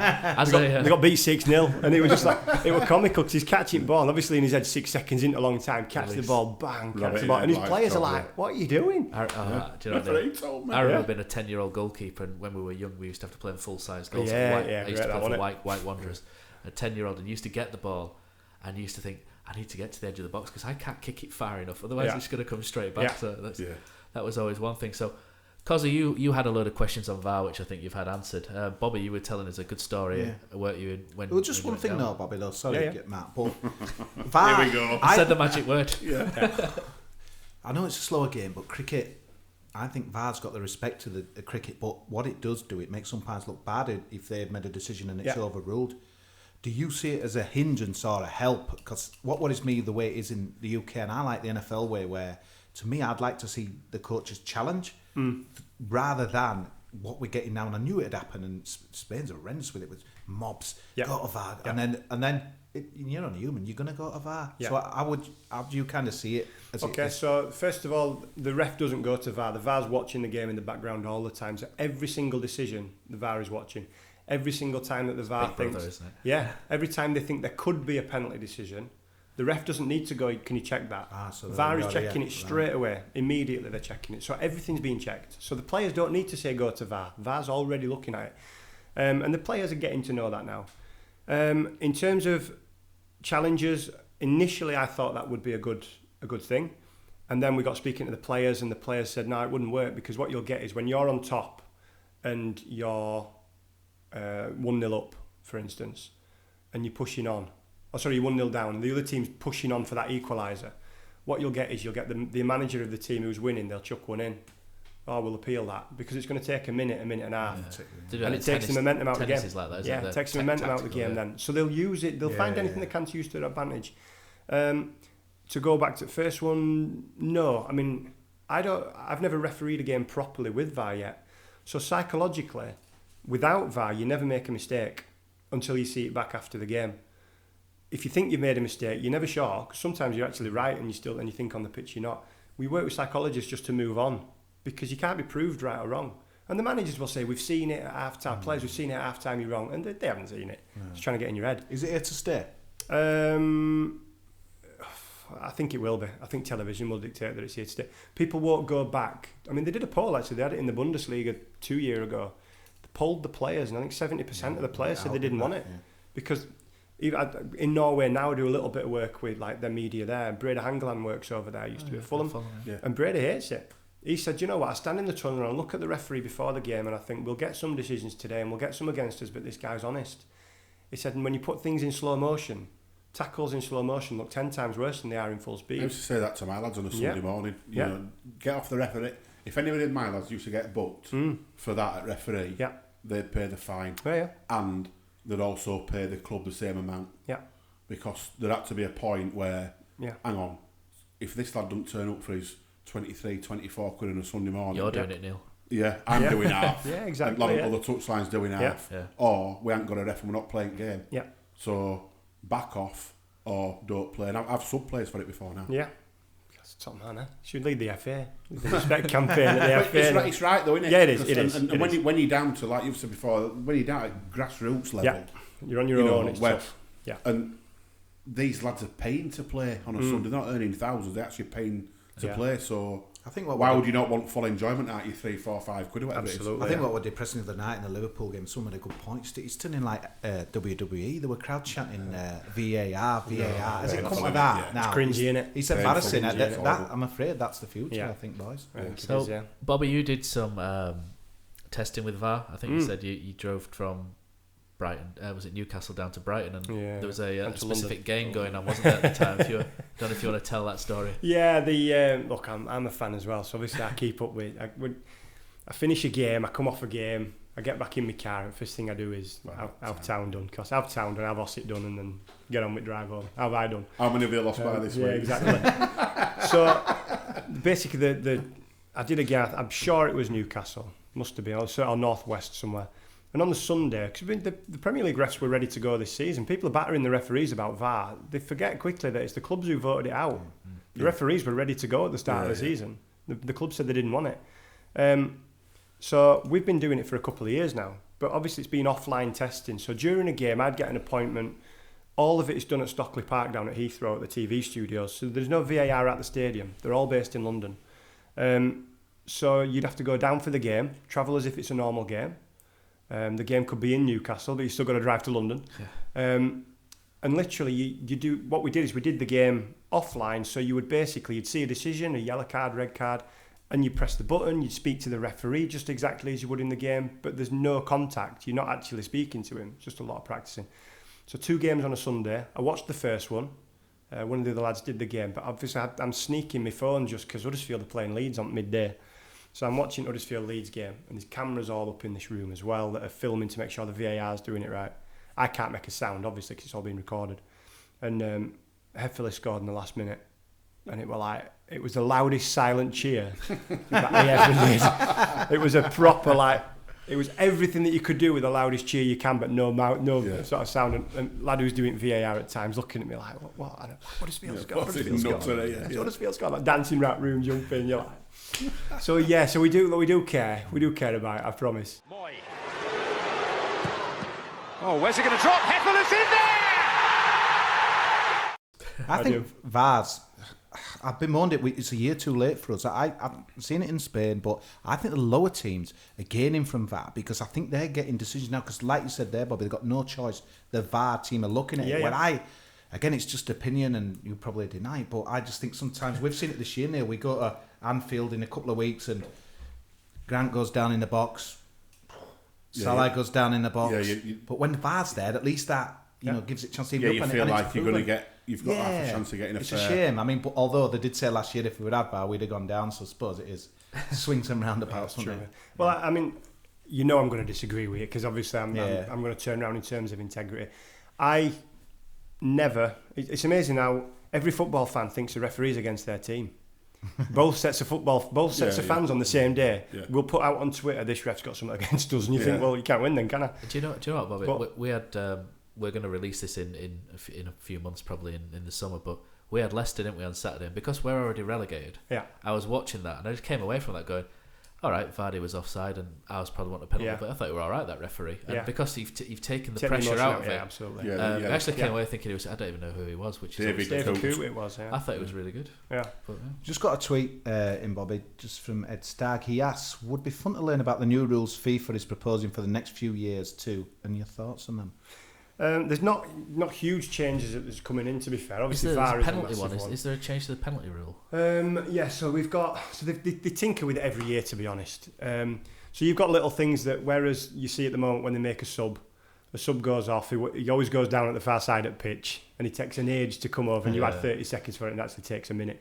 So they brought one in that says that they've got to go off the side or the closest line to the pitch, off the pitch, so that again it's... Could be interesting, a few tight grounds, that one. Yeah, little things they brought in terms of yellow cards, when you'll see a penalty that's given for a tackle that's not a reckless one, it stops a promising attack. That's no longer a yellow card inside the area because it's a double jeopardy in terms of you get a penalty and a yellow card. Yeah. A couple of years ago, they changed 92 laws for the start of the season. Some only minor, some only wording. But as a referee, you sit there and go, okay, I've got to get this right. Yeah, I've got to suddenly get this right. I mean, the one that they haven't brought in, someone put it out as a joke and it was believed that it will. But I think they've got to do it because with VAR, you could pick a retaken penalty at every penalty kick for encroachment. Everyone. Yeah. So for me, why not just have it like rugby do? Everyone just backs off. You have like a penalty shootout style. You get one shot at goal, forget the rebound. If you score it, it's a goal. If you miss it, goalkeeper carries on with a goal kick. And then you've got nobody that's encroaching. Nobody. It's just you're taking all that away from it. Yeah, it's set as it's a penalty. It's a penalty kick at goal rather than carrying on play. Because as a ref, I give and purely by luck. Everyone said it was a great decision. It was purely luck that I moved probably to the wrong place that I should have, and I saw it. Man City Leicester last year, a couple of years ago. Mahrez took the kick and he slipped as he kicked it, and he actually kicked it twice. Oh yeah. Kicked it onto his foot and it went in. Now I should really be looking at the edge of the penalty area there for encroachment, but someone for whatever reason caught my eye, and I looked at Mahrez as he did it and saw it. But then people say, oh well, it should have been retaken anyway because of encroachment. So it's impossible as a ref to look at everything like that. Yeah, so just take the players out of it. Just have one player taking a penalty. Are they stopping rebounds next year, or have I read that wrong? No, I think the rebounds are still going to be there. I think the penalty kicks in terms of but the goalkeeper can now have 1 foot off the line as long as 1 foot's on it. And again, it's so hard to... As a goalkeeper, you watch you see stuff like that. They mess about with too much, don't they? I think a little bit, they do, yeah. So as a goalkeeper, you watch that. One thing that you always notice is the goalkeeper's usually on his 6-yard box by the time the penalty spot's taken as well. Yeah, I think they're getting better. There's encroachment on both sides. Yeah. The hardest one they brought in, and I still not a massive fan of it, is offside. So when you collect the ball. So when you get a player who goes back into his own half and collects the ball there, that's where the free kick's taken from. I did a game at West Ham Burnley, I think. Ball went up in the air high, cleared from the penalty area by the defence. And Lanzini's come from an offside position back towards his own penalty. And my assistant at the time's going, if Lanzini plays this, is offside. Lanzini plays the ball, my assistant flags, and Lanzini's about 6 or 7 yards outside his own penalty area. So I've now got an indirect free kick for offside, which is actually an attacking free kick. 50, I mean, Mark Noble went mental. And I'd literally had to calm him down and say, look, you had this pre-season, you knew that this happened, Mark. Yeah, but it can't be an attacking free kick. And I'm thinking, he's right. It don't feel right that an offside is now a goal-scoring opportunity. But so those little things that are tweaked, sometimes I don't think are always the best. But I wish they'd take the timekeeping away from your job, Bobby. It does my head in. I don't get why. That seems an obvious thing to do in rugby. Why? You've got enough to worry about. We've got VAR, we've got people coming on off. They said it was 30 seconds for the goal, and half the time you're thinking it should be 6, 7, and 8, and it's 3. For money that's in game now as well. Yeah, that is probably the simplest thing to take away from you. I think 54 minutes of actual football. 54 minutes in a game of football, you get. So I mean, we cannot add 36 minutes on, can we? Can't 18 minutes. So much for us. End up in it. So I mean, I get it, but. Yeah, 54 minutes from opposition, 1 thing. So we'll go on to your main love of Huddersfield Town, as well. Forestieri, saved by Danny Ward. Huddersfield Town, the annual strugglers who've become Premier League dreamers, are defying the odds again. The dream is on.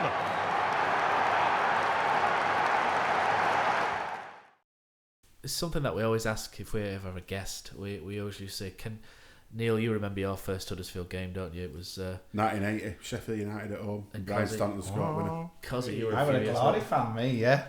You were a few years later. Newport County when we went up. There you go. And mine was a lot late. Well, not that much later, but 1989 as as a young kid against Mansfield at home, Battle of the Towns. Can you remember your first game? I mean, I can remember my first memory of a game. I might have gone to a couple before that. My first memory was standing on the old East Stand at it was home to Exeter. It were actually. I know, brutal that. We've lived the dream, haven't we? But between us. I mean, I still have that. I mean, what did we move? 94 we shifted, didn't we? So I was only 8 when we moved, and yet, as much as I walked through sort of turnstiles and whatever else, and you walk into the stadium, I can still remember that, like last game against Blackpool, being sat there, and it's something about walking into the ground and seeing Leeds Road as it was, isn't it? Yeah, it was everything. It was the pitch. The nets were different to everyone else's nets. Yeah, it always felt as if, like Sunday morning, that someone had just pulled them a bit too tight. And that scoreboard behind it, as a kid, I used to look at thinking, I don't get it, because what is it? What is that? And my dad originally. Unless you got a programme, you never got exactly. it. Exactly. Dalton Bank End, I was just like, what's and that half about? the time they were wrong anyway. Yeah. It was about 5 goals difference. My memories really of that is obviously a very young kid, but that proper feeling in my stomach. And I think that's why when I got promoted as a ref to the Football League, Bury Port Vale in my first game as a ref, I knew what it meant. I think if I'd have been a supporter of a top Premier League team and maybe not gone to all the games and watched them on telly a bit, I might not have understood, but I knew 4,000 people at Bury, I knew what it meant to them because I'd had that feeling as a football fan. I knew what it meant to Port Vale fans because I knew what an away game felt like. So I probably appreciated Football League a lot more like that. I watch a lot of non-league football now. I watch Oxford United a lot now. Or I listen to them on radio and have Huddersfield on telly or whatever, and I love that area of non-league football. I think one thing that Premier League has done a little bit, as much as it's the fans have increased and everything else, I kind of feel a little bit more detached from being a Huddersfield fan now. It was almost like a really nice small knit group of fans that went to all the games. A lot of people feel this way. Yeah. Probably come back to that next season a little bit, won't it? But suddenly talking to people, or I'm reading on Twitter about these people who they're berating Town this season, and I get it. And if you're paying every week and you're watching it every week, I get that. But a lot of these guys forget those Tuesday night games at Boston. They forget those Tuesday trips to Plymouth, and when we nearly went out at league, and how it felt when Rob Edwards scored that goal against Lincoln in 4th division. Do you know what I mean? And they're the people proper forget memories that you can never take away from you. No, people they're that not. you just look back and remember them. I look at my sort of best memories as a Town fan, and probably not in the Premier League. I mean, I was 4th official when we beat Man United at home. Shouldn't say that, that's Huddersfield. Just showing allegiance. Beat Man United at home 2-0. I was 4th official at Man City that day. Obviously dreading it a little bit. And at Man City, they've got a little scoreboard where scores go across every 5 minutes. So I'm watching game and there's a break in play. I had a quick look at the scoreboard and it comes across. It hadn't come up for about first 10 minutes and I thought, Christ, it could be about because I don't know how to put double figures in this thing yet. But it goes across. Huddersfield Town 2, Manchester United 0. And I was like this stunned silence around. We've got it wrong way around. And I'm thinking, so I look around, turn around behind me to Sky floor manager, and I went, "Is that right?" He went, "Yeah." Well, right, okay. So we got to 2-1 later on in the game, and I'm watching the game, and obviously I'm absolutely immersed in the game. But I kept having a little glance as to when scores were coming. It's still 2-1, all right. Or I'd look at floor managers it's still 2-1. So when you were refereeing, did you ever still keep a season card, or is that not allowed? No, well, I mean, not technically. You have to declare if you've ever had one. So, or any family members had one. So I have to declare Huddersfield anyway. So the strange thing is you have this passion for a club and their results and their players, but out of all the Premier League players, when we do the pre-season meetings, and I went into Liverpool, I knew the players could referee them a lot.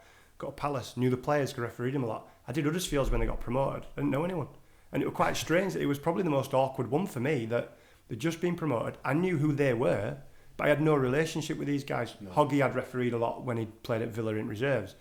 But the rest of the lads were just faces I'd watched as a fan. And they didn't know who I was. So even though you've got an emotional attachment to them, as a group of players, I didn't have any relationship there as well, because it's your team, so you cannot referee them. So it's quite strange, that.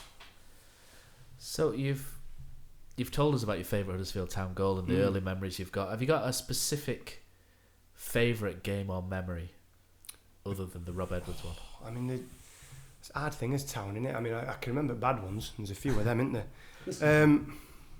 I think, that season we got relegated and Stockport stuck winning us. That were brutal, wasn't it? And still Palace and still telling you Palace, David Hopkin. Yeah, but I think Wopkin. some memory. I mean, Schindler's penalty.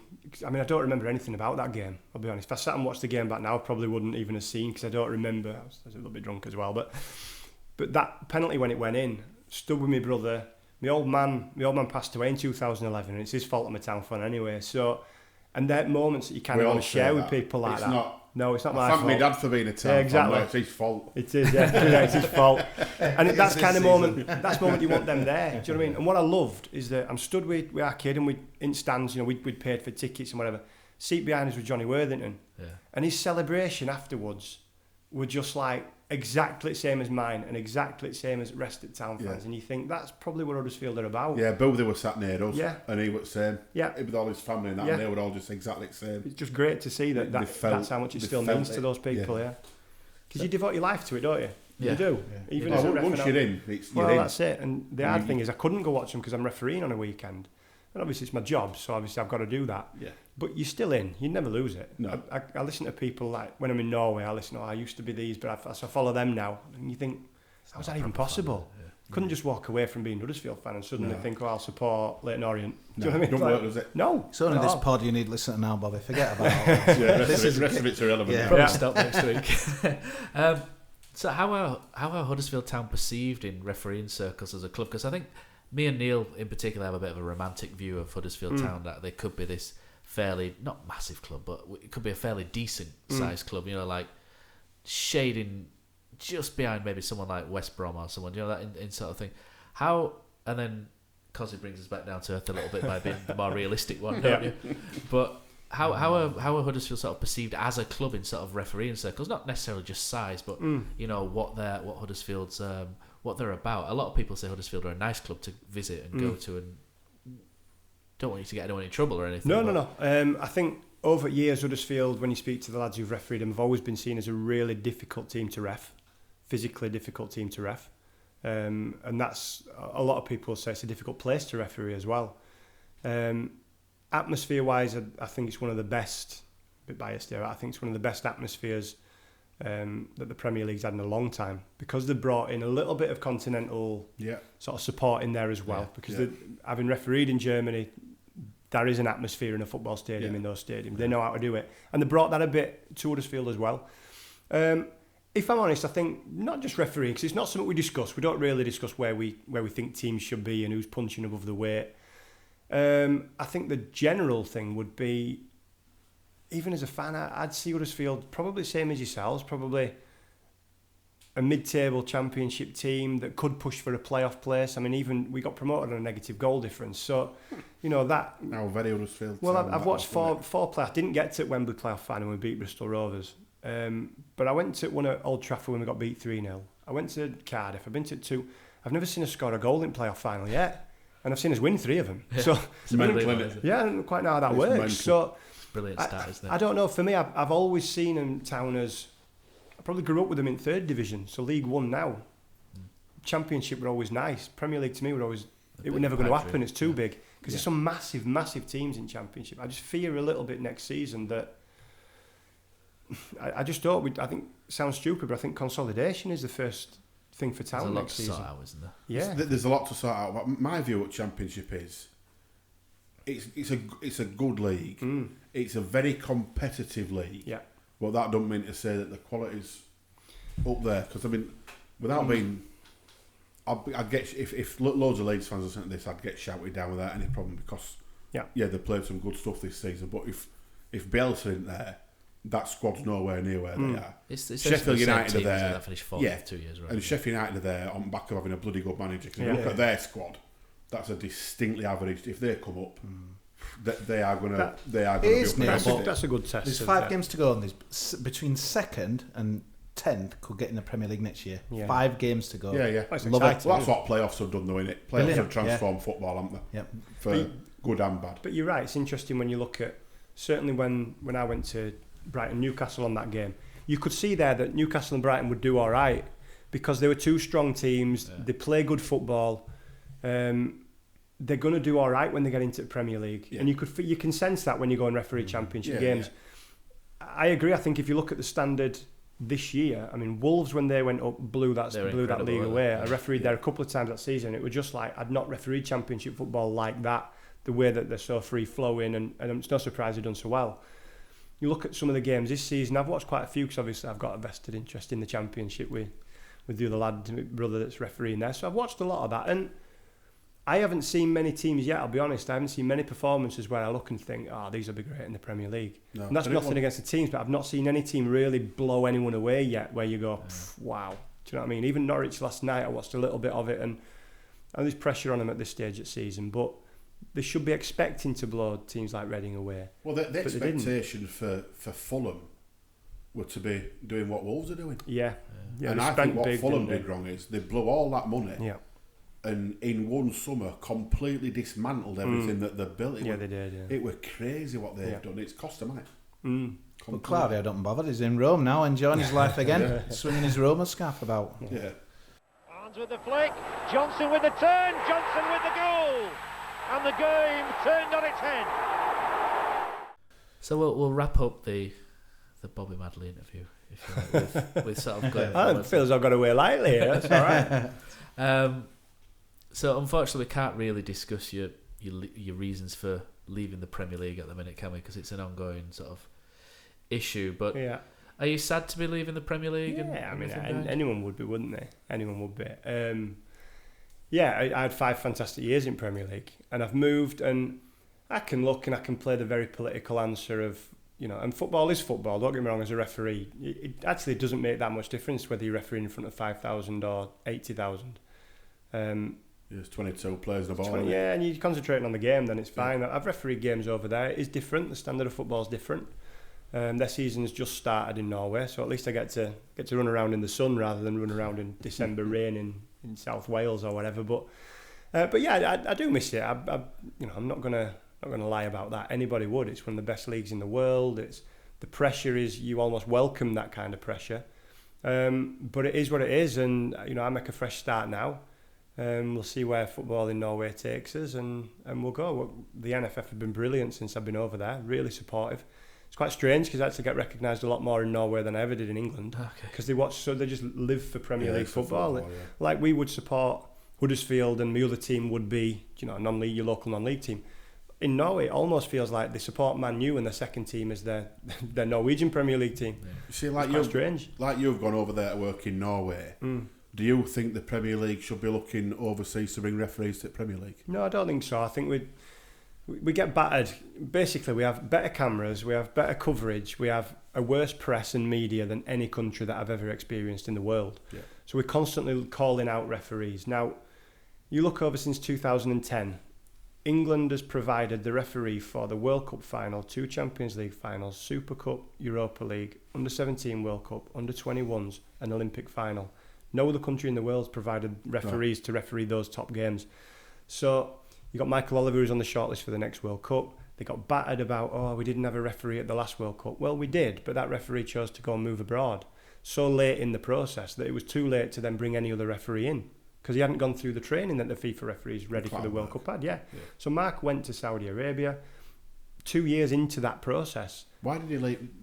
Do you know why he went? With money? Well, he got offered a job. I'm not knocking it. He's only got one life, hasn't he? He got offered a job, and I think the hard thing, and I can't answer that from their perspective because I haven't done it, but I think you look at Mark's career. Mark had done the FA Cup final, had done the Euro Championships final, done the Champions League final. So other than the World Cup, he's done everything. To then keep motivating yourself to you know what I mean? Every week in, week out, you look out and it's snowing and thinking.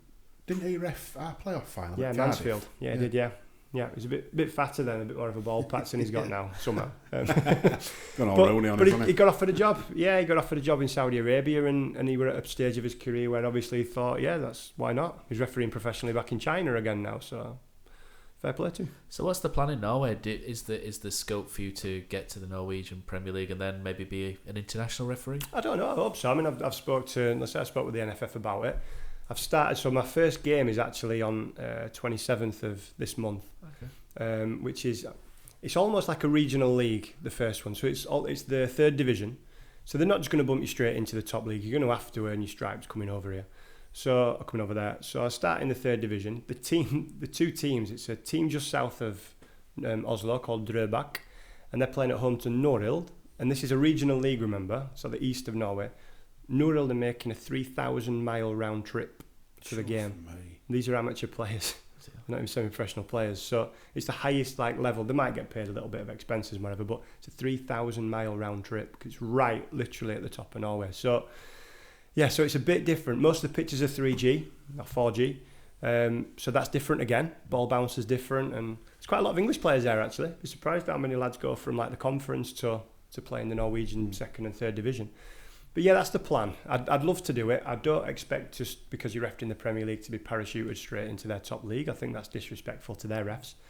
But why not? I'm 33. You know, I've had 3 years experience refereeing in Europe as well. So if there's an opportunity, just because I'm English won't stop me. It won't stop, you know, having that opportunity to referee and represent in Norway. But if I do referee on the international list, it will say Bobby Madley Norway and not Bobby Madley England. But you would never be able to referee England, I would presume. No, I'd never be able to referee these, no. Excellent.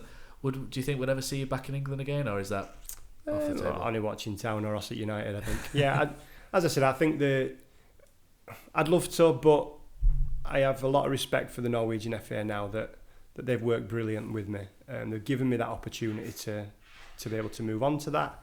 And I'm starting a new life there. Do you know what I mean? I have to do that, learning the language. Good for them though. They've gone out there and seen an opportunity and got themselves a good referee. Yeah, I mean, Expensive pint in it, Bobby, over God, there. I mean, it's like 12 quid a pint. That's good enough to stop anyone drinking, isn't it? Got a takeaway. I got a takeaway pizza the other day. It cost me 40 quid. 10 quid for delivery at Domino's on around corner as well. But I couldn't be bothered going. It was too cold. paid 10 quid for delivery. I was like, that's me. That's my money for food gone for a week now. Wow. Yeah, it's incredible. But I mean, it's the standard of living is very good. It's a beautiful, beautiful country, and I've not seen all of it yet, but I can't wait. It's a privilege to be there. Really. Excellent, brilliant. So I think that's it. So thank you very much, Bobby, for coming in, and you've been listening to Andy Takes That Chance. Is this the moment for Lee Fowler? It is. Take your place in Division 2, Huddersfield Town. He's missed. Steve Simonson clears the frame of the goal and collapses in a heap of tears. Pate's got a chance. Pate scores. Jack Pate scores. Headman is in there. Smith scores for Huddersfield Town. 3-2 Town. Forestieri, Danny Ward saves! Danny Ward saves! De Quattro's in, round De Gea! 2-0 Huddersfield Town! Christopher Schindler has a chance to write his name in Huddersfield Town legend.